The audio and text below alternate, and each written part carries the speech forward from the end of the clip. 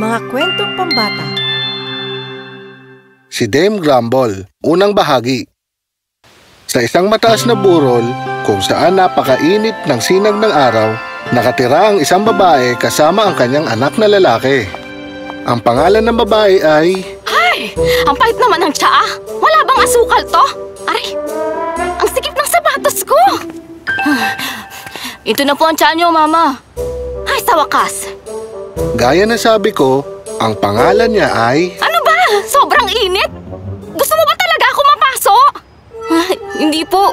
Akala ko po. Palamigin mo to! Bilis! Bakit ba hindi mo magawa ng tama ang... Maluwag na ang mga sapatos na to. Wala na bang isisikip pa to? Mag-iingat po kayo. Ito po, pinalamig ko na yung tsaa nyo.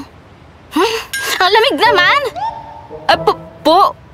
Pero mainit-init pa po yan.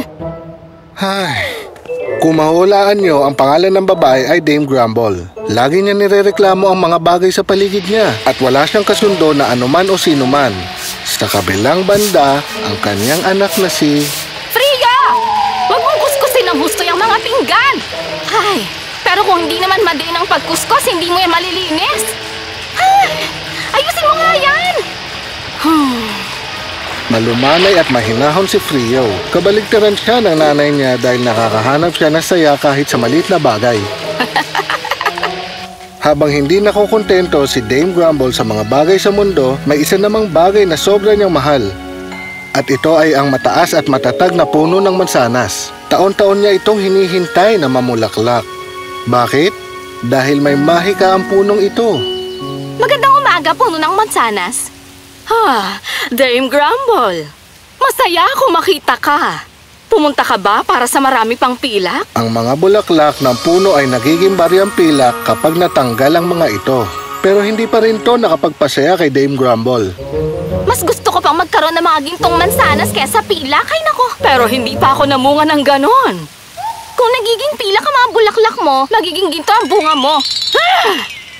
Mangyayari sana yun eh. Kung hindi lang sana nakikialam ang nakakainis na North Wind na yun. Tumpak! May matinding hadlang para mangyari ang gusto ni Dame Grumble sa mga bulaklak. Walang iba kundi ang malakas na Northern Wind. Ho-ho! Magandang araw, Dame Grumble.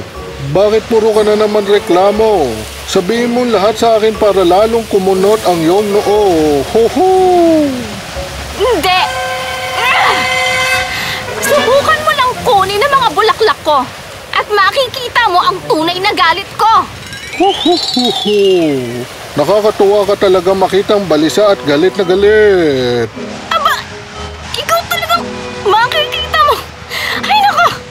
Hindi na siya pinatapos ni Northwind. Mapaglaro ito at tinuloy lang ang panunukso sa kanya. Di na ito nakatiis at tumakbo papasok ng bahay. Ho ho ho ho ho ho ho ho ho. Paalam, Dame Grumble. Sa susunod, magdala ka ng sombrero at paglaruan natin. Umalis na siya at dala ang mga bulaklak at nadismaya si Dame Grumble. Pero nakakuha siya ng ilang piraso nito at ngayon ay naging mga makintab na baryang pilak na. Frio! Dalhin mo sa akin ang kahon. Ilalagay ko ang mga barya. Dinala ni Frio ang isang magandang inukit na kahon na gawa sa kahoy na siya ang may gawa. Ano ba naman to? Ang liit naman ng kahong yan.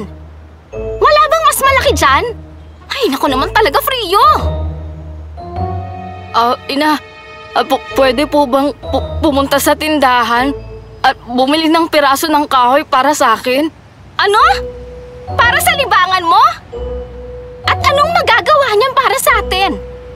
Para sa atin po? Maayos naman po yung kalagayan natin, Ina.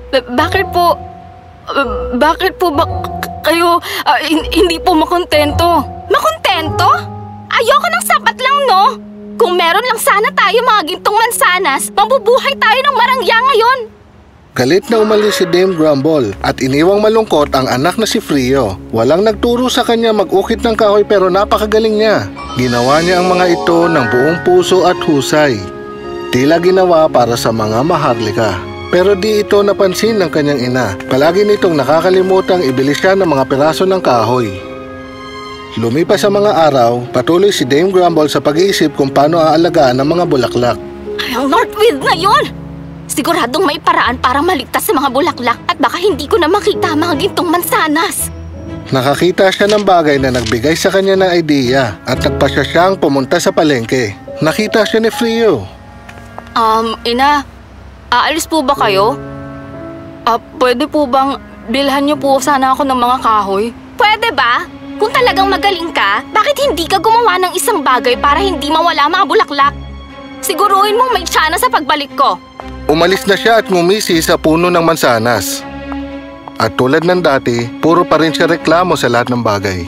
Nakapagtataka. Oh, Frio! Ano bang gagawin ng nanay mo? Hindi ko po alam.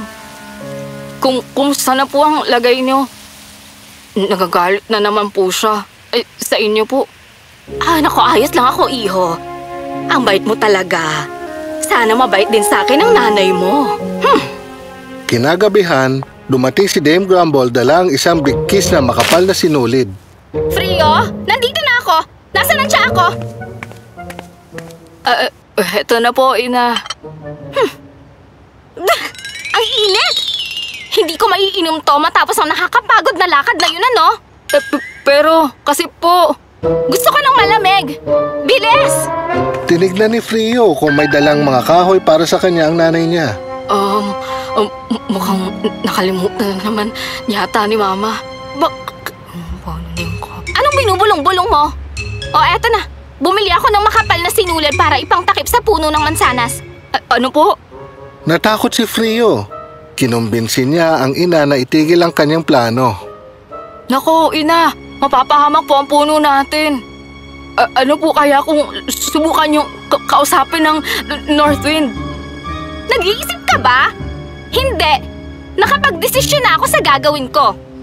Umupo siya magdamag at naghabi na maraming sinulid at ginawang lambat. Pagkatapos, hinagis niya ito sa kawawang puno. Ano ito? Dahil hindi mo maprotektahan ang mga bulaklak mo, ako na ang gagawa nun. Hindi na yan makukuha ng Northwind na yon. May tumawag ba sa akin? Aba! Ano ba, Dame Grumble? Iniinsulto mo ba ako?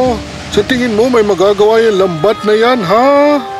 Matibay ang lambat ko, no? Wala ka nang magagawa pa. Eh di hayaan mo kung ipakita ang lakas ko. Sa isang malakas na pagbuga, ang lambat na pinaghirapan ni Dame Grumble ay tinangay ng hangin na parang isang munting dahon. Nalungkot siya habang pinagmamasdan ang lambat at bulaklak na liparin ng hangin. Dahil dito, mas naging masungit pa siya kaysa dati. Ay, nakakainis talaga ang Northwind na yun. Humanda siya sa akin. Makikita niya na sobra na talaga siya. Ano ba naman to? Ang liit naman ng kahong yan.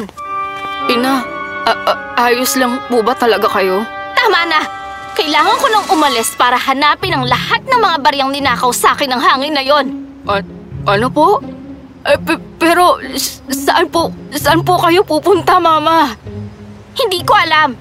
Hindi pwedeng umupo na lang ako dito at panooring mawala ang mga pilak ko. Sinubukan niyang baguhin ang isip ng ina pero wala siyang nagawa. Kung meron lang sana akong isang anak na mas masunurin at mas matalino, matagal na sana ako nagkaroon ng gintong mansanas. Dito ka lang at bantayan mo ang bahay. Babalik ako bago mamulaklak ulit ang puno. At yun na nga, dala ang kanyang bag, sinimulan niyang maglakbay. Mag-isa lang ang kawawang si Frio ng gabing yon. Kakaiba sa kanya ang katahimikan ng paligid. Wala ang nanay niya na laging nagrereklamo. Lumabas siya. Frio! Kumusta po puno ng mansanas? May problema ba? Kasi sana may kahoy po akong pwedeng ukuitin. Ang dami kong gustong gawin. Kaya lang, wala po kasing iniwang pera si ina, tapos sobrang delikado rin po sa gubat. Bakit hindi mo muna kunin ang mga sangang ito? Kayang-kaya mo itong abutin. Pero ayoko pong saktan kayo. Nako, hindi. Mabuti nga yun eh. Kapag pumutol ka ng sanga, may tutubong mga bago. Lalago ako. Talaga? Oo, maniwala ka. Mabuti ang pagtrato mo sa akin, kaya masaya akong tulungan ka, iho. Ay, nako, Maraming salamat po. Kaya naman, masayang pinutol ni Frio ang dalawang mahaba at matibay na sanga ng puno. Agad niya sinimulan ang paggawa ng magandang bagay mula sa inukit na kahoy. Lumipas ang mga araw at tuloy lang siya sa paggawa. Walang nanggugulo o nangungot siya sa kanya. Talagang ipinagmamalaki niya ang mga pinaghirapan niyang inukit na bagay. Naku, tingnan mo nga naman. Lalo akong gumagaling. Grabe. Pero ano naman ang gagawin ko sa mga ito? Ibebenta ko ba? Ibenta ko kaya? Pinapangarap lang ni Frio na maibenta ang kanyang mga gawa. Pero sobrang minamalit siya na sarili niyang ina, kaya hindi pa niya ito nasubukan. Sa pagkakataong ito, mas determinado na siya. Kinuha niya ang mga pinakamagaganda niyang gawa at nagpunta sa pamilihan. Kumusta po? Aba, Frio! Mag-isa ka lang ba? Opo. Pwede niyo po bang ibenta ang mga to para sa akin? Sinuri ng tindero ang gawa ni Frio at namangha siya. Oh, Frio! Kamangha-mangha ang mga ito. Ikaw ba ang gumawa nito? Opo. Maibebenta niyo po ba ang mga yan? Siyempre naman.